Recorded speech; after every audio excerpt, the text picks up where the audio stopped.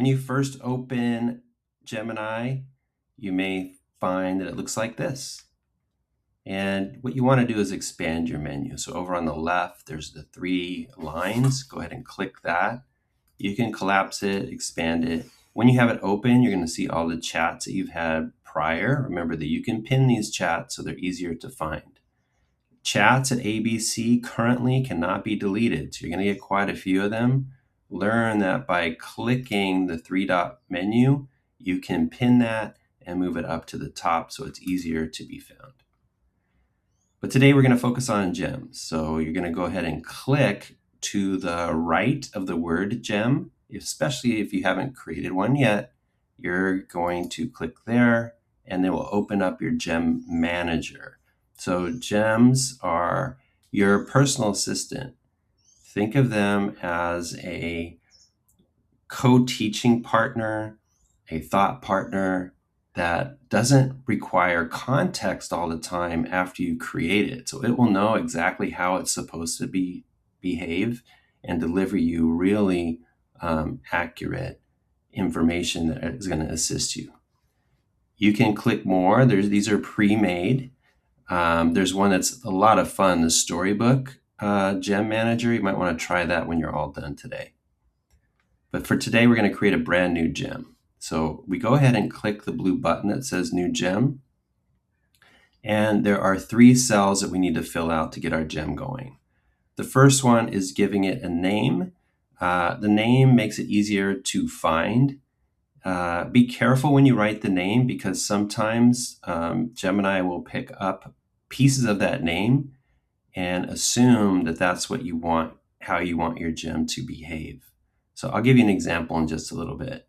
Descriptions also are a way for you to identify your gem later. So you might see the name, you're like, well, what does that gem do? Well, look at the description and it will tell you. I've taken instructions from another teacher who just sent me her gem, and you'll see that it's got a gem name already. So now this makes it really easy for me. I'm just going to copy her piece of her instructions there, and that's going to be the name. And then she also included that it's going to be a bilingual kindergarten teacher's assistant. So I'm going to copy that too. And I'm going to use the language that Gemini likes to use. So it's going to say you are a bilingual kindergarten teacher assistant. Okay. I don't have to erase this. I'm going to leave this in, but you could take it out because it's already written there. And then this tool right here is very valuable. So there is an AI rewrite tool, which I recommend you try because it's going to polish the writing here and add some components that maybe we haven't considered. So go ahead and click it. And it didn't work. I always have to do that twice. There we go. So it's polishing our work. It's added some things and kind of categorized. So we have our overall tone now, interaction style. And we want to make sure that it didn't leave anything out or change anything that maybe was in the original. And if it did, then we go back and we can continue to modify it or edit it. Okay, so use it to polish, but also be mindful that it might add things that you don't want or remove things that you did want. The real power here of a gem is feeding it knowledge. So if you scroll down, you'll see that there is a title that says knowledge and an opportunity to add files. So when you click this button, you can search through your Google Drive or your desktop and add things that will assist that gem in understanding exactly what you want. So that might be in the form of a class syllabus. It could be content standards. It could be an example, a sample activity, or the way that you give feedback. And you can see that you can upload, you can add to the drive, or you can pull things from Notebook LM. So Notebook and Gemini are now sort of working together to strengthen the content that's created. And that's it. So we're going to click Save. and we have ourselves a gem. We're going to start the chat. And when it first opens, there's a prompt here. I recommend that you just type in hi. 2 letters. It's going to spark or start up the Gemini. And here we go.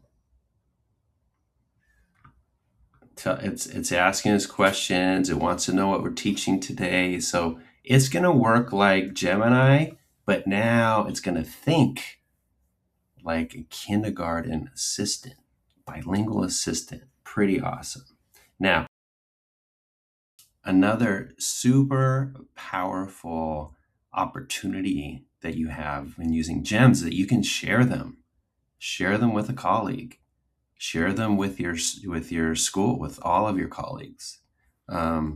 Here's how you do it. You just go up to the 3-dot menu on the right, click that, click share, and you get the interface that you're probably familiar with. And you can see that you can type in somebody's name, and you can give that person either viewer privileges or editing privileges. You can also add an expiration date. So if you don't necessarily want somebody to have this forever, stick an expiration date on there, like milk. But I would recommend just doing viewer unless you have a very trusted colleague, because if they have editor rights and they can add knowledge base, then you probably want to keep it personalized to yourself. But I could see that really working well in a department. If you give them viewer rights, that person now has that gem and has the ability to make a copy. If you make a copy, then you have access to the editing of the gem description, and they can personalize it. So we might like the language that was in the gem that you just saw, and you are not a kindergarten teacher. So you can change that language to be a 6th grade teacher, change some of the tones, but we can use that formatting by just making a copy and then changing it, renaming it, and then we have our own. So there you go. Create a gem, share a gem, and then let me know how it's going. Perhaps we can collect all these gems in a central location so everybody can benefit from the power of Gemini gems.